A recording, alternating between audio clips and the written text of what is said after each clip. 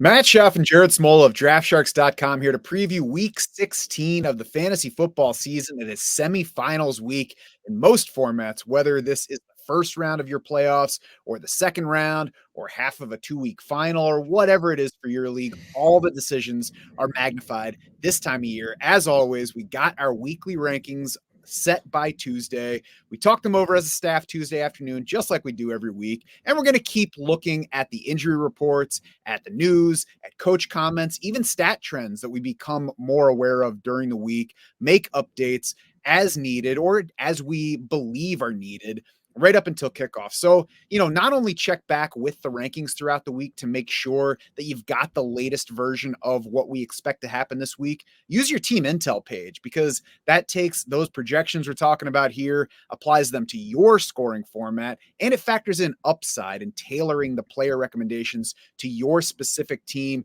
and situation for this week. Like I've said on this show many times throughout the year, that page is going to give you better answers than I will this week because I'm still human. I'm still going to second guess things. Those are the results of several humans getting together, thinking about the stuff, discussing, setting the numbers, and then applying those numbers to the math that spits out the recommendations for your specific lineup. Jared, speaking of the rankings movement, the changing projections during the week, anybody that you can think of that's already made a move since we set things just Tuesday of this week? Yeah, I think Matt Stafford was a significant one because we're going to talk about some quarterback spot start options for this week. I know, we have teams that are going to be missing CJ Stroud again. If you've been starting Trevor Lawrence, you might need a spot starter for week 16 here. And we're not going to talk about Stafford. I think he's sort of too obvious, maybe too owned to make the spot start list, but I think he is a better option than all these other spot starters we're going to talk about, at least to me. Stafford felt a little underwhelming last week against Washington. He did throw 2 touchdowns though for the 4th straight game. You look at like the completion rate and the yards per attempt, it was all really strong. It was really Kyron Williams' couple fumbles that kind of prevented Stafford from potentially scoring some more touchdowns. So gets a middling Saints pass defense tonight, actually Thursday night. Stafford's at home, so no weather concerns in that game. The Rams have a 25-point implied total. That's 6th highest on the week. So Stafford feels like a pretty safe option to me if you are one of these teams that, doesn't have one of these top, 6 or 7 locked in starters. I agree. And of course, safe is always in air quotes, whether you can see them or not, because we all know how fantasy football works. You can play Josh Allen and get a disappointing week. You can suddenly have Patrick Mahomes turn into a QB2. So there's no true safety. We're going for the best bets here. And then, hoping that luck plays with us. So what we want to do is set ourselves up to take advantage of luck and not be totally beholden to it. And Jared, let's start that spot start QB discussion. Spot starter might seem like a mistake at fantasy playoff time. People might hear that and think, I'm not looking for a spot starter or a flyer or, a streamer at this time of year. I want to start my studs. The problem is, unless you have Josh Allen or Jalen Hurts or apparently Brock Purdy, every week QB studs just don't exist this year. Joe Flacco sits 4th in fantasy points per game for the season right now among quarterbacks. CJ Stroud leads Patrick Mahomes in fantasy points per game. The top 6 quarterbacks in total fantasy points over the past 3 weeks are Brock Purdy, Jake Browning, Matthew Stafford, Trevor Lawrence, who looks like he probably won't play this week because of a concussion, Joe Flacco, and Baker Mayfield. And Jared, that's the first guy we're going to talk about in this spot starter area. Baker Mayfield, how strong a starter is he for week 16 of this fantasy season? Yeah, and again, we do have these injured quarterbacks. I know Dak's coming off a bad game. I think you're sticking with him this week. I think Patrick Mahomes is coming off one of his better games this season. He gets a nice matchup against the Raiders, so you're sticking with him. But I think guys like Tua Tagovailoa, who has cooled off and gets a pretty tough Cowboys pass defense with a really banged up offensive line. I think Kyler Murray, if you've been using him, he gets a really tough Bears defense. So I think those are the types where you might be considering some of these spot starters. I think among this list, we're going to talk about Baker Mayfield is my favorite option this week. I would start him over Tua. I would start him over Kyler Murray this week. Obviously, Baker coming off the massive game last week against the Packers, earned his best Pro Football Focus passing grade of the year last week. That was his 6th quarterback 1 finish, his 6th top 12 quarterback finish on the season. 4 of those have come in his last 7 games, though. So he has been more productive lately. And Baker gets a really nice matchup this weekend against Jacksonville. They are 27th in adjusted fantasy points allowed quarterbacks on the season. Over the last 5 weeks, the Jags are 25th in pass defense DVOA. They've allowed a 70% completion rate and 8.2 yards per attempt over those last 5 weeks. So I wish Trevor Lawrence would play to give this game more upside and maybe push Mayfield, but I still think the matchup's good enough where he's going to have plenty of success when he does throw. And I mean, it's also possible that this Bucks defense is weak enough that the Jaguars can still score some points and make this an interesting game and help that production. I think Baker Mayfield's close to Matthew Stafford in terms of usability this week. I don't have a strong take between them. If that's your coin flip, it's really a coin flip. And kind of to the point about Patrick Mahomes, make sure that this is your decision this week. If you come and say, do I start Joe Flacco over Patrick Mahomes this week because he's been outscoring him for 3 weeks now? I mean, the answer is Joe Flacco definitely could outscore Patrick Mahomes this week. So it's kind of up to you to decide, can you live with yourself if you end up losing because Patrick Mahomes outscores Joe Flacco and Flacco is the one that you put in your lineup? If you can, fine, go ahead and take that shot. I'd be playing Patrick Mahomes in that case, but make sure that you actually look at reality and don't just think of your starter as a stud because of his full season numbers. Tua is another good example that you mentioned. You say he's cooled off lately. He's really made wild swings in production up and down throughout the season. That was the guy that we thought he was coming into the year. That's been the case this year. And I think this week favors Miami trying to do it on the ground and presents a big challenge in pass defense against Dallas. So I agree that Tua's down in QB2 territory. I would start Baker over him and maybe a couple of the other guys we're talking about here. Baker Mayfield is not only interesting this week, but next week gets a matchup at home against the Saints that's already produced a good outing for him back in week 4 of this season. And Baker Mayfield, like if he still makes you uncomfortable, just realize that he hasn't killed you at all this year. Even when he hasn't had great weeks, he's only had 2 fantasy finishes lower than QB 20. And that doesn't sound like a good level, but one of the things we know about QB is there's small margins between the spaces. Like QB 20, a lot of weeks is going to be very similar to QB 12. It might differ by a couple of points. So Baker Mayfield's got a pretty high floor this year. He's finished QB 14 or higher 7 of the past 9 weeks, and he's finished QB 12 and 2 the past 2 weeks. So a pretty good option for you in week 16. Jordan Love at Carolina, Jared, is that another quarterback that's a good option? Pretty good season. He's been pretty good lately. Is he a good week 16 option though? He is. Yeah. I mean, I think Love is in this list, the player I feel best about how he's been playing really over the past couple of months now. And fantasy wise, top 12 in 5 of his last 6 games for Jordan Love. He's 5th in PFF passing grade over that span. So again, I feel best about the player. I don't like that Christian Watson's probably out again. Jaden Reed might be out again for Green Bay. So that hurts, obviously. And then this matchup, this Carolina matchup, the Panthers are 2nd in adjusted fantasy points allowed to quarterbacks. And it's really not because it's a great pass defense. If you look at pass defense DVOA, they're 17th in the NFL. So they're an average pass defense. Carolina's just faced the fewest pass attempts in the NFL because 1, their run defense is worse than their pass defense. And 2, they can't score. They're always playing from behind. Teams are able to run on Carolina with leads. The one thing that should help Love here is Green Bay is 2nd in pass rate over expected over the last 4 weeks. So they have leaned pretty heavily towards the pass. So I think the pass rate will be down in this matchup, but I don't think it's going to be down so much where, Love won't have a solid fantasy game. I think the ceiling's probably not huge for him in this spot, but I think he's a safe bet for decent production. We have him in QB2 territory in the rankings, so nobody is too high on him. We certainly recognize the matchup.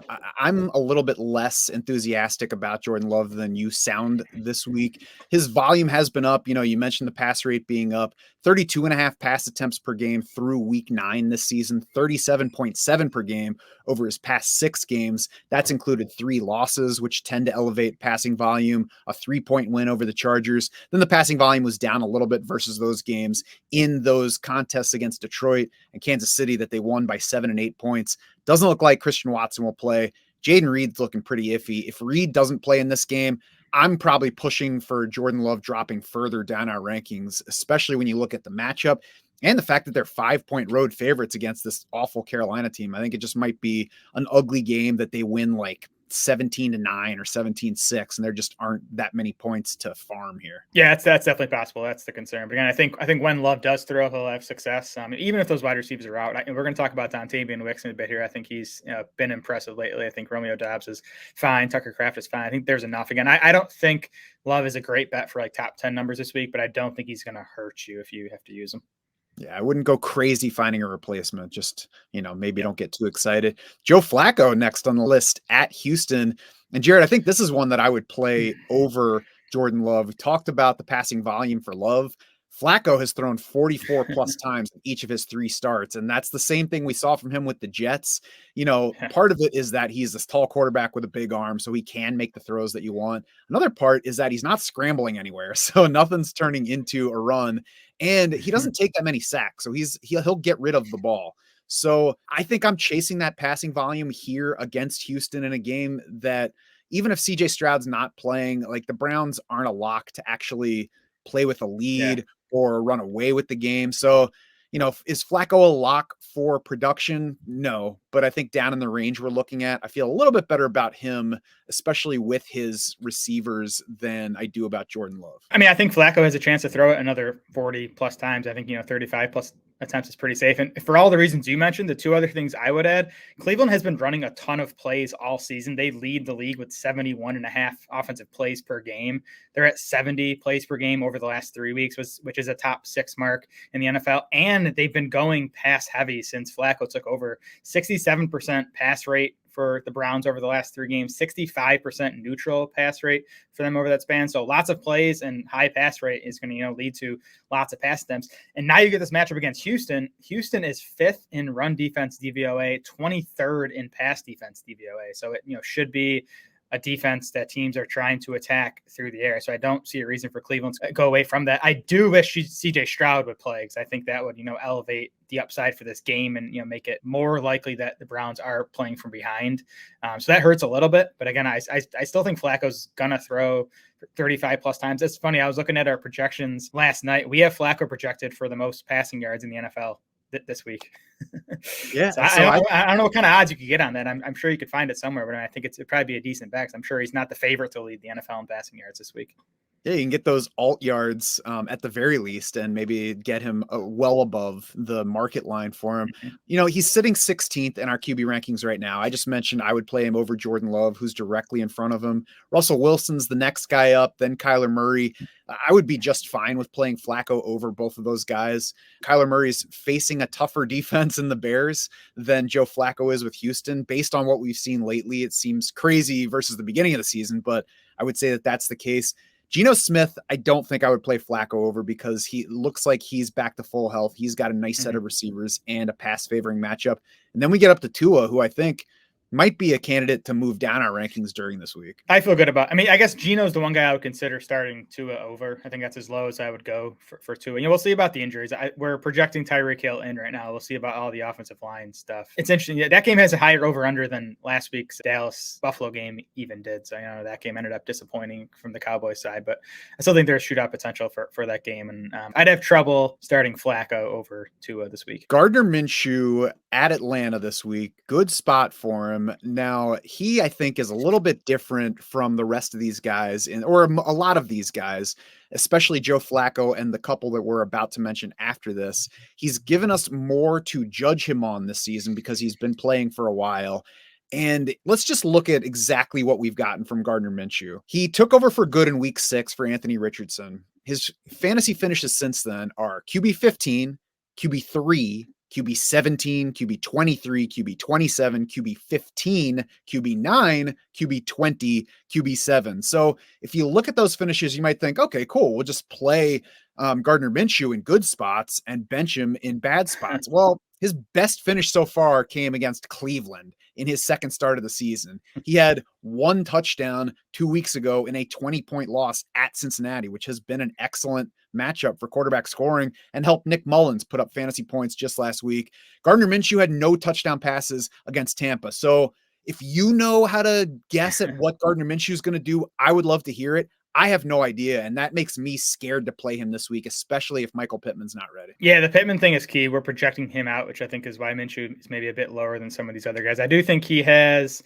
as high a ceiling, if not higher, than these other guys we've talked about so far. But I think Minshew's floor is lower because of just the results that you've mentioned so far. I think that the things working in Minshew's favor this week. He's at Atlanta, so indoor game, no weather concerns. The game has a 44.5 point over under, which is one of the higher over unders of the week. The Colts have a pretty solid 21.75 point implied total. That's actually tied with Baker Mayfield's Bucks implied total, higher than the Browns or the Packers. For Flacco or Love. So Atlanta is 30th in pass defense DVOA. So I think it is a good matchup. But again, I think you're really going to want Pittman to get clear from that concussion if you're thinking about playing Gardner Minshew. It also looks like Jonathan Taylor is going to be back this week, which I think probably hurts Minshew a little bit, maybe pushes the Colts towards the run a little bit more. Yeah, I think that also might just help the overall offense over like using Trey Sermon as the top back this week. So it might end up having a neutral impact. I'm pretty easily playing Joe Flacco over Gardner Minshew. I'm very easily playing Baker Mayfield over Gardner Minshew. What about you? Yeah, for sure. And I'm playing Jordan Love over Minshew again. I just trust the player and just the steadiness of the results more at this point. Yeah, I would play Jordan Love over Minshew as well. That one's close enough where if you're like, no, but look at Minshew's numbers, I'm like, fine, you can use Minshew if you want. Jake Browning next on the list, a guy that, we figured the Bengals offense was done once Joe Burrow went down and Jake Browning was stepping in. Has not been the case. And I mentioned earlier, he's been among the top 6 fantasy scorers at the position over the past 3 weeks. This week, however, he's at Pittsburgh and likely to be without Jamar Chase. What does that do to Jake Browning's outlook? Browning over his 3 starts now, his finishes in fantasy points, quarterback 3, quarterback 2, and quarterback 10.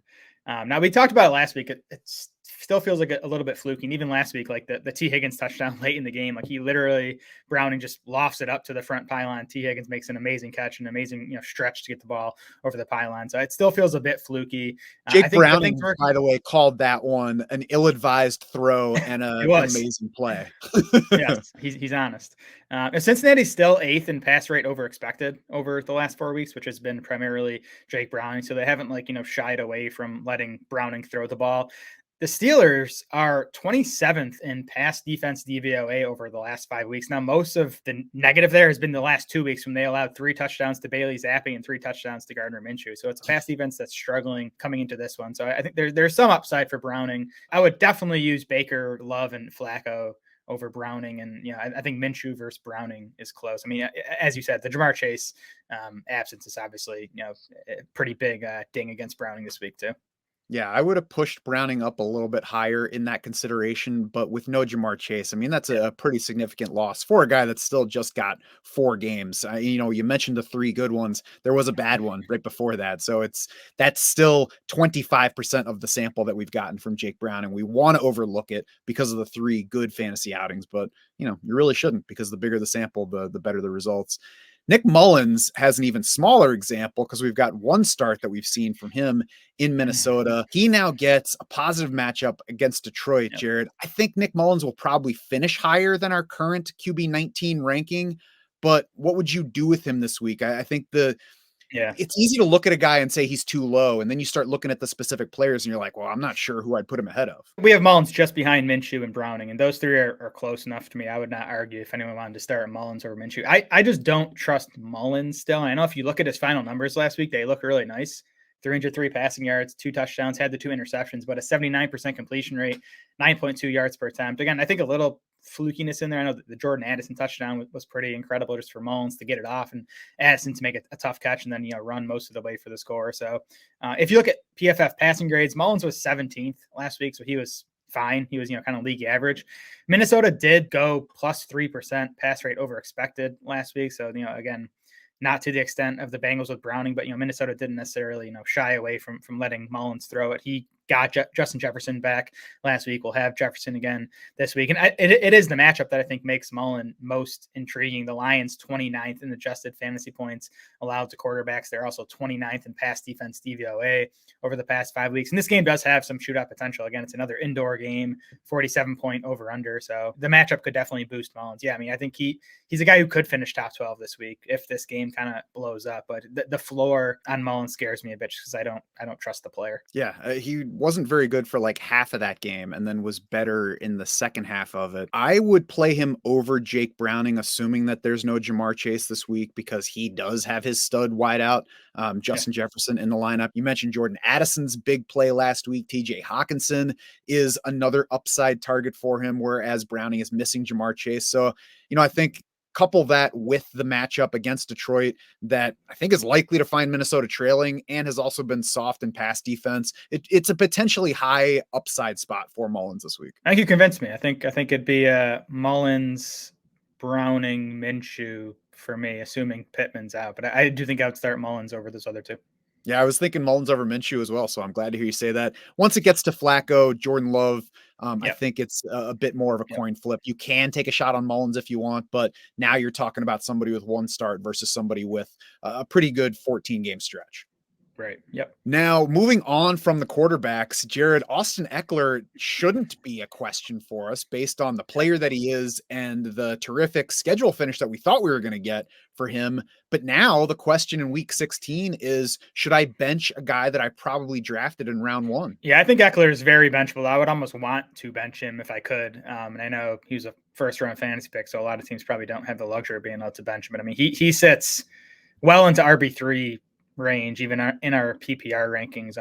Look at last week for Austin Ekeler in that embarrassing loss to the Raiders on Thursday night. Season lows in snap rate, route rate, rush attempt share. Now, he didn't play much in the second half because that game was over. Even at halftime, though, Ekeler had just 4 of the Chargers' 11 running back carries. He had just 2 targets at halftime. So it seems like they were kind of, easing off him anyways, which I know Brandon Staley had talked about. We'll see what the new coaching staff means for this offense, but I'm not excited about this offense. They have a 16-point implied total. Austin Ekeler is a 28-year-old running back who is about to hit free agency on a dead team. So he doesn't really have a reason to push it. I'd be nervous to use Austin Ekeler in fantasy lineups this week. He's been inefficient anyway this year. He's been dealing with injuries. His team sucked last week, like to a degree that I didn't think was possible, even when you lose your quarterback and go to Easton Stick. So the whole start your studs thing is worth visiting, but make sure that you're actually talking about a stud, not a guy who should be a stud because of his name. Austin Ekeler has not been a fantasy stud this year. You do not need to use him. I agree. I would like to bench him if I can. And one person I would certainly easily bench him for is Ty Chandler. And before we get any further on him, I'll give you credit, Jared. He's somebody that you keep talking up during the season. I have been a little bit baffled at just how strongly you've been backing him behind the scenes when we're talking him in our rankings, but he showed out in that game against the Bengals last week, especially to the point where Kevin O'Connell's like, all right, we're going to actually try to give Ty Chandler the ball more now, and maybe we'll work in Alexander Mattison if he's ready. Yeah, I think Ty Chandler's a good bag, and part of it's just ribbing you about the Ty Chandler thing, especially when he has a big game in the spotlight last Saturday. But I think Ty Chandler's a better running back than Alexander Mattison. I think the Vikings agree at this point. Now, I don't even think Madison's going to end up playing this weekend. He did not practice on Wednesday. I know some of the Twitter doctors we follow think that he suffered a high ankle sprain, a couple of weeks ago. So if that's the case, he's not going to play. Madison does matter, right? Like we expect Chandler to lead the backfield even when Madison does return, but Madison would eat into his work a little bit. Without Madison last week, Chandler played 81% of the Vikings offensive snaps, got 23 of the 24 running back carries, drew 4 targets for a 12% target share. So, elite RB1 level usage. The matchup this week is much, much tougher. He went off last week against a bad Bengals run defense. He gets the Lions on Sunday, who have remained tough against the run. They've been bad against the pass, but still 4th in run defense DVOA on the season, allowing just 3.5 yards per carry through running back. So Chandler this week is more of a volume-based play. Like, again, you think he's a good bet for 20-plus touches again in this spot, which makes him a nice RB2. Just no, I would not expect the type of efficiency from him that we got last week. One interesting specific decision that I've gotten as a question already this week is Ty Chandler versus David Montgomery on either side of the same game, assuming PPR scoring. Who are you starting in your own lineup between Ty Chandler and David Montgomery? Yeah, I'm just looking now. We have them tied in our PPR projections, 12.8 apiece. So I think I would go David Montgomery, just trusting his offense more in this spot. Again, I think the Vikings, I don't know. I'm waffling even now talking through it. Because I do think Chandler's a significantly better touch bet if you factor in the receptions too. But I still trust Detroit's offense a bit more. I definitely like Montgomery's touchdown potential more, but it's definitely close. I think they're both nice plays this week, though. The Detroit run defense is certainly worth factoring into the decision. We mentioned last week that they just lost defensive tackle Alan McNeil to IR. That's bound to hurt the run defense, and yet they put up their 3rd best weekly run defense DVOA of all season against Denver last week. Now, maybe a key there is that they were playing Denver, because the 4 weeks before that, they allowed more than 100 rushing yards to each opponent. The Bears hit them up for more than 140 rushing yards both times. Of course, that is heavily influenced by Justin Fields. So all in all, this is a tough call and ultimately a coin flip. I think I would probably have to play David Montgomery in my own lineup, because we're talking about probably a better player, probably a decent workload, a Detroit team that is favored, that wants to run the ball, that will give him chances near the goal line, a guy that has produced for longer for us this season. Ty Chandler had an excellent game last week, but it is a game. And before that, he was okay at best. So this is one of those instances where I think you do lean toward the guy who has done more for you. And you know what? If I end up losing because I trusted David Montgomery and the Lions over Ty Chandler and the Vikings, I'm going to be mad on Monday, but I think I can live with it. I'm not going to go back and be like, God, I'm such an idiot. Why didn't I play that awesome Ty Chandler? I actually think Chandler is a bit safer, though, because of the pass catching work. And I think Montgomery has the higher ceiling because he's the guy that could score 2 or 3 times. Because we know the Lions love running near the goal line, and Montgomery's the guy there. But I think Chandler ends up with more touches in this game, so he's probably a slightly safer bet. But again, they're 16 and 17 in their running back rankings for the week. So if you're actually making that decision, needing to bench one of those guys, I think you're in pretty good shape.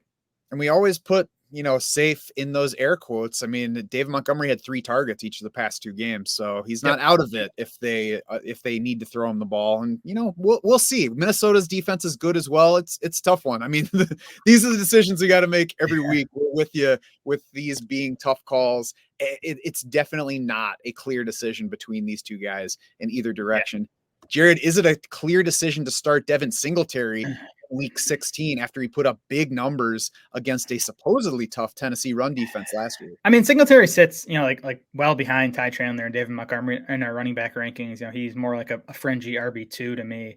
The Texans have kind of been all over the map in terms of their running back usage since Dameon Pierce returned from his ankle injury.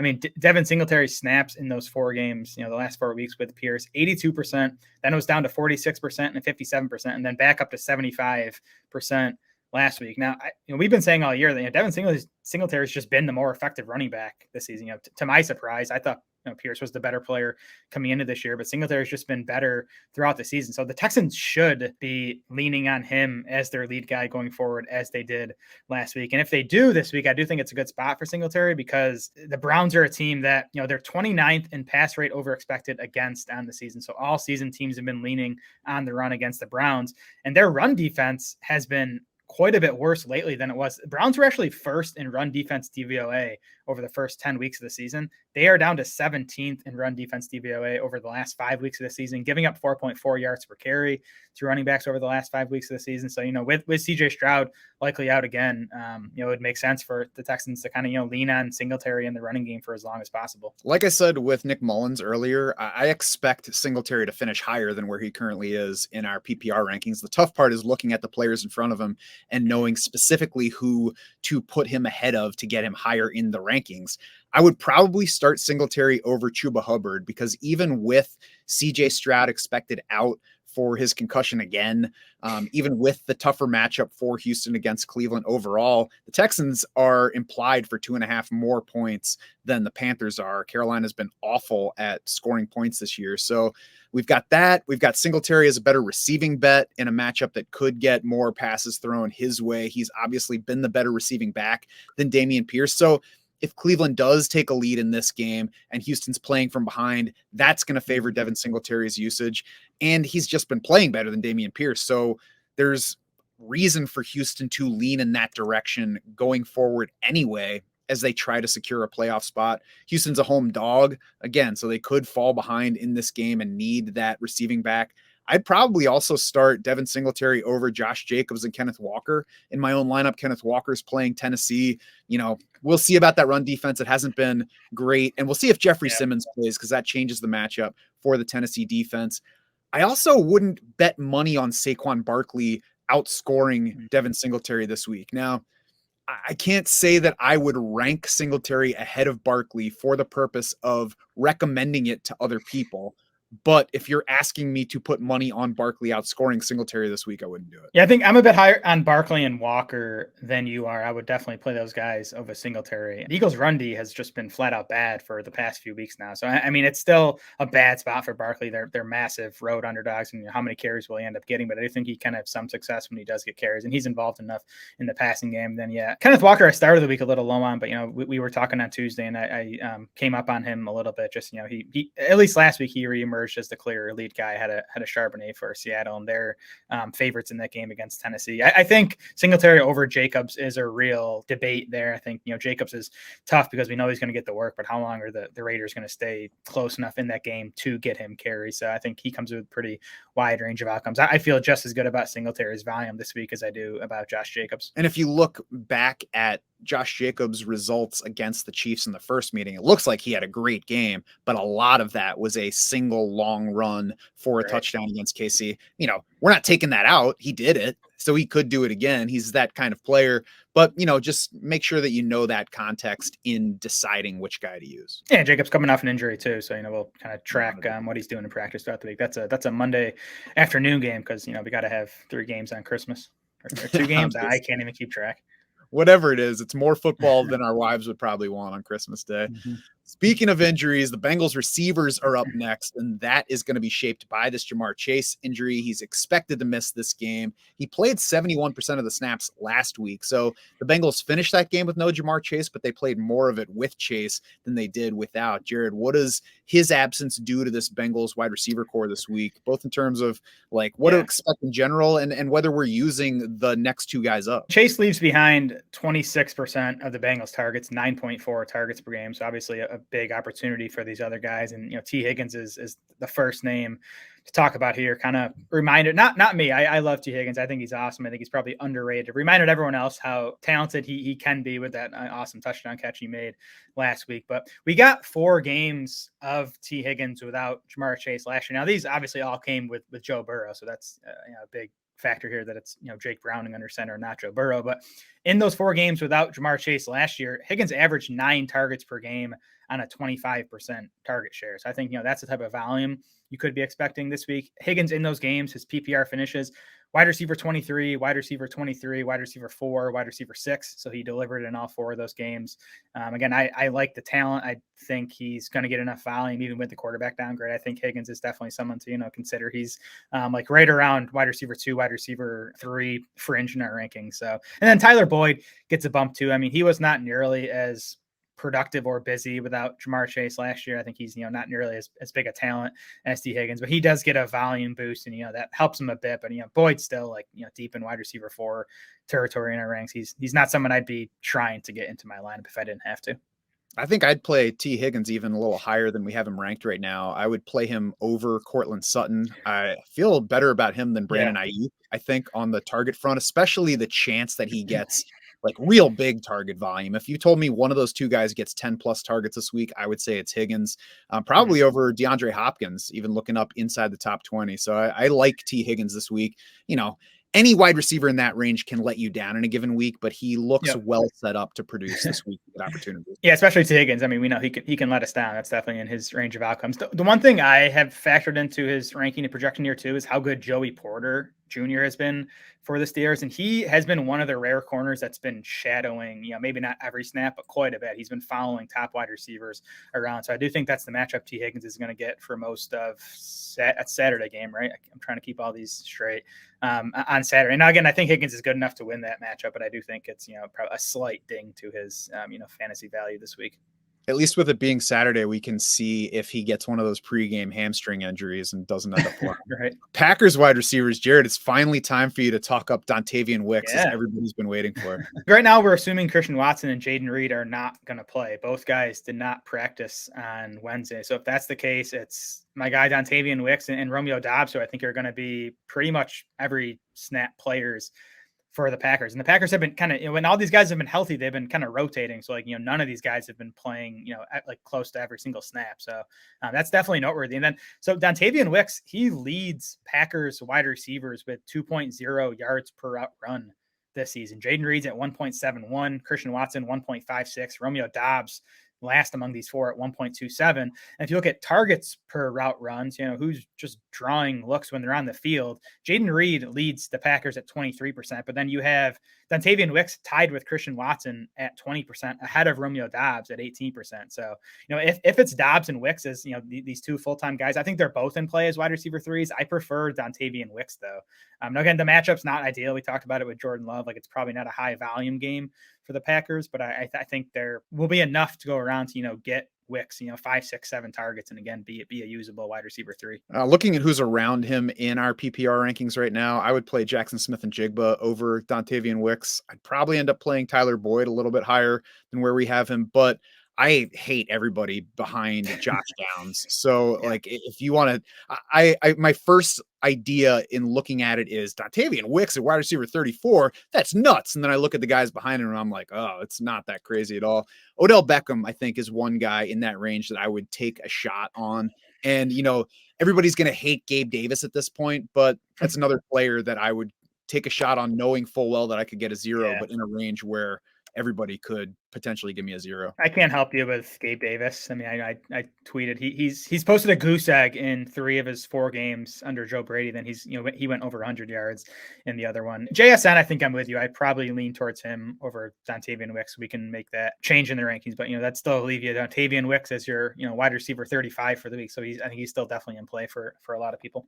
Gabe Davis is either going to give you nothing or give you wood in any given week. The Panthers matchup that we've talked about for passing, just to add a little bit more context, they have allowed the 4th fewest PPR points to wide receivers this season. And that includes big games from Mike Evans, Tyreek Hill, and Justin Jefferson. Those 3 single wide receiver performances have accounted for 22% of the wide receiver PPR points scored against Carolina. So the numbers get even lower. It's a matchup where you play your studs, but it's been negative for everybody else overall. Yeah. Let's move on to the defenses to close this out. We'll talk week 16 first, because that's where we are, Jared. And there are a number of like streaming type or non-obvious defenses near the top of our rankings this week. I think Bills, Broncos, Packers, Bears, Colts, all those are teams that could be available in a given league.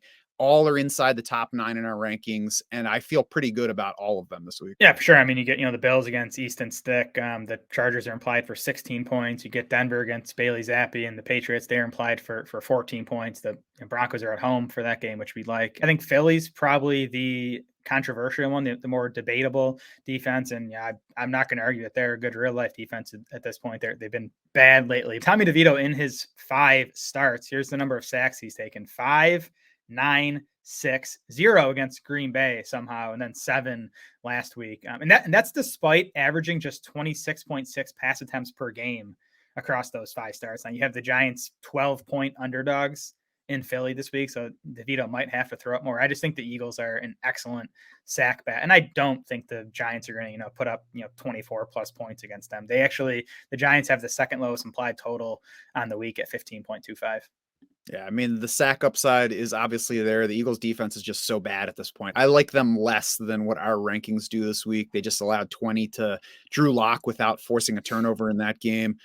They allowed 33, 42, 34 to better offenses over the previous 3. You mentioned the run defense being worse. So even if Tommy DeVito's not doing it, maybe it's Saquon Barkley doing it this week. So there's upside, but they could also get 5 sacks and still allow 22 points and just not be a worthwhile D in this one. Looking ahead to week 17, another reason that I like the Colts even a little bit more versus where they are in our rankings is you can get them against Atlanta this week and then play them again against the Raiders next week. And the Colts have been putting up big fantasy points lately. I would recommend, if they're on your waiver wire, checking their game log in your specific format to see just how many points they've scored, because it's probably a lot more than you realize. Yeah, it was more than I realized before looking at it on Tuesday. So I think the Colts are a decent option. 2 options that are playable this week: the Bills, who we talked about, they're home for New England next week, so they might be our top ranked defense next week. I don't know. We'll have to go through all the matchups. So the Bills will be a strong play next week. Chicago, who is in play this week against Arizona, gets Atlanta next week. So those are 2 defenses. If they're still available, you can use them this week or next week. The Rams, who I know we've talked about quite a bit over the last month. They get the Giants next week. They get the Tommy DeVito-led Giants next week. And then I think Jacksonville, the Panthers are another team we've talked about, starting defenses against Panthers because they're not going to get to 20 points. So I think the Jags are a decent week 17 option. Yeah, no lock to get to 10 points in a given week. So a high floor matchup there. Check out the updated rankings at draftsharks.com. See who moves by kickoff. Make sure you get the latest version of our expectations for the week. Use your free agent finder to determine who the best available options are in your specific league. Maybe we didn't name a defense that's actually available to you and you still need one. So go ahead and check. The free agent finder knows exactly who is available in your league. Check the week ahead rankings. We've got week 17 rankings on the site right now. You can get ahead of your league's waivers for next week. Grab that defense before others in your league are trying to do so. And if you're out of the playoffs at this point, but still listening or watching here, you obviously still care about fantasy and dynasty. We've got more dynasty stuff up on the site now, including an update of our dynasty rankings, which happens constantly throughout the season, as well as a fresh dynasty spotlight looking at this class of rookie running backs, thinking about who you should maybe buy, maybe sell, or hold on just to see what happens in 2024 and beyond. All of it. We want to help you win this week. We want to help you win your season, and we want to just help you win year after year.